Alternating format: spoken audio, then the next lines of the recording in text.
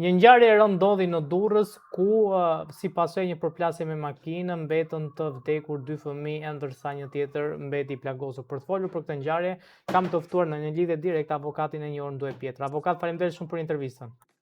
Faleminderit juve. Avokat, çfarë ngjarje ishte kjo?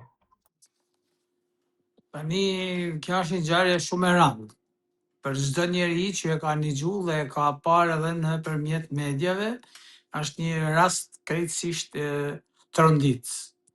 Por ne si shoqat kemi kërkuar disa herë pra Ministrisë së Drejtësisë dhe institucioneve tjera ligjvendëse për të rishikuar pra kodin penal dhe kodin rrugor për sa i përket rasteve që personat hypin në makinë dhe mbajnë drejtimin e mjetit kur ata janë të pirë. Këto veprime janë veprime që donë shiku me shumë kujdes. Të gjitha rastet sot për sot në Shqipëri me pasojë të rënda vdekje, pra kanë ardhur si rezultat i përdorimit pijeve alkolike. Pra, mos me thonë 97% e rasteve ka ardhur si rezultat i përdorimit pijeve alkolike. Dhe për këtë arsye, shumë shtete e kanë konsideruar pra si vepër penale dhe vrasje.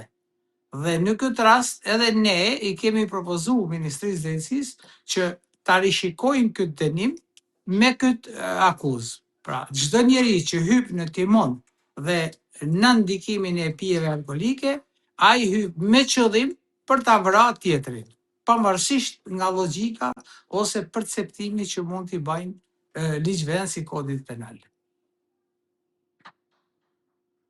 Avokat, a mendoni që vetëm ky ndryshim ligjor e zgjidh situatën? Në mbi 70% e Shqipërisë po.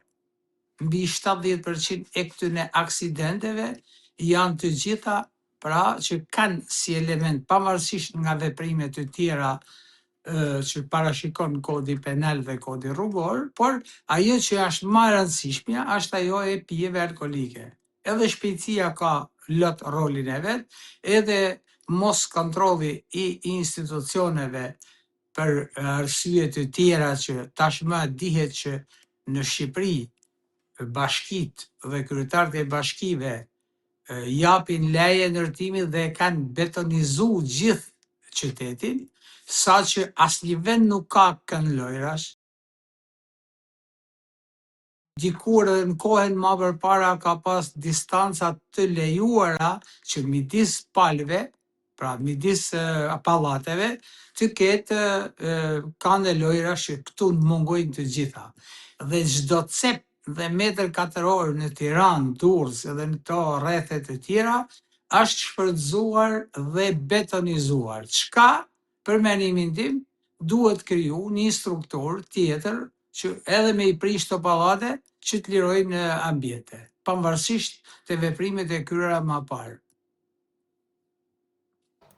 Avokat, po për përgjegjësinë institucionale, mendoni që duhet të jetë pak më, le të themi, më konkret shteti lidhur me veprimet që duhet bëj për këtë ngjarje?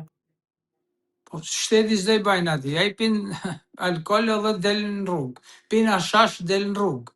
Çfarë do i thonë shteti? Shteti do të ushtrojë vetëm kontrollet, pa asgjë tjetër nuk mundet. Një pikpyetje e madhe ka qenë edhe këto ditë e fundit, urdhri i ministrit për mes e pas policë në rrugë dhe mes me të nalu, i ka dhënë një shkas të keq, një za jo të mirë situatës. Pra ai fare mirë mund thoshte që policia duhet të ketë kujdes të zbatojnë rregullat, të zbatojnë ligjin, po jo të thotë mos i naloni makinat. Fjala mos i naloni makinat i ka tërbuar shoferat se nuk na nalon policia. Dhe kjo është një arsye mendoj unë që është e rëndë, po ta shikosh në veprimet dhe mos veprimet e institucioneve të shtetit. A duhet që policia në komunitet të funksionoj pak më mirë se që funksionon tani, se të ketë informacion lidhur me personazhet të cilët njihen në lagje si problematik? Atëherë këta janë supozit e lagjeve dhe normalisht ata si mas rastit konkret e kuptuam që kishte dhënë informacione që është person problematik, por këtu në Shqipëri pra janë ndodhin çuditëra nga më të ndryshme, pa isen me leje drejtimi i automjeti, pa hyp asnjëherë në automjet persona, pra nuk kontrollohen mirë institucionet të cilat japin leje drejtimi të automjeteve, pra institucionet që japin leje drejtimit personave nuk i kontrollon kush. Dhe ata japin leje drejtimit edhe personave që as nuk e kanë idenë për mjetin ose për makinën ose për patenten. Pra ky duhet jetë një kontroll shumë i rëndësishëm. Por nga këta janë probleme që edhe ata kanë frikë, të paktën që hypin makinë, ndërsa ata që nuk kanë frikë që hypin makinë janë ata që janë në ndikimin e alkoolit. Prandaj them unë që kryesorja e kësaj është ndikimi i alkoolit. Ai që është i pim, nuk di gjë në botë, i kujton se është gjithë rruga e tij, fusha e tij dhe prandaj ndodhin këto aksidente të rrezikshme.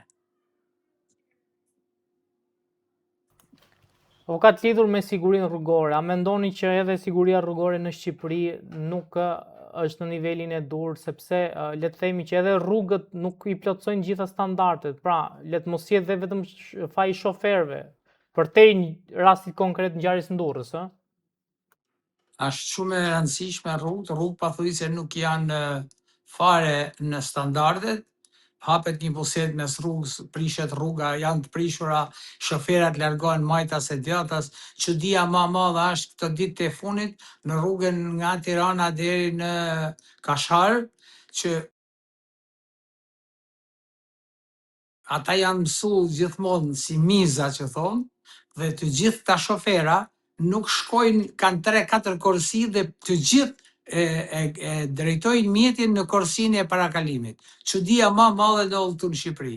Dhe për këtë arsye institucionet duhet vendosin gjoba për gjithë ata që kanë korsit, në 2 korsi tjera në krahun e djathtë dhe ecin përsëri në korsinë e parakalimit, në korsinë e shpejtësisë. Pra këto janë çuditëra që ndodhin vetëm në Shqipëri.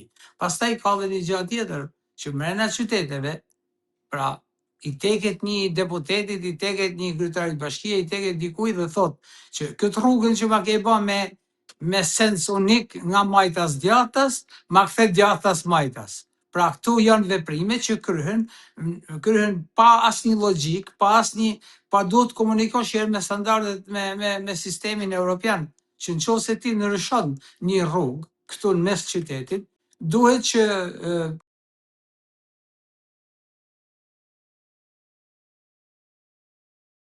të njeksh procedurën, se një huj që vjen në Shqipëri dhe njek rrugën sipas udhëzimeve, atëherë ai i del rruga me sens ndrysh.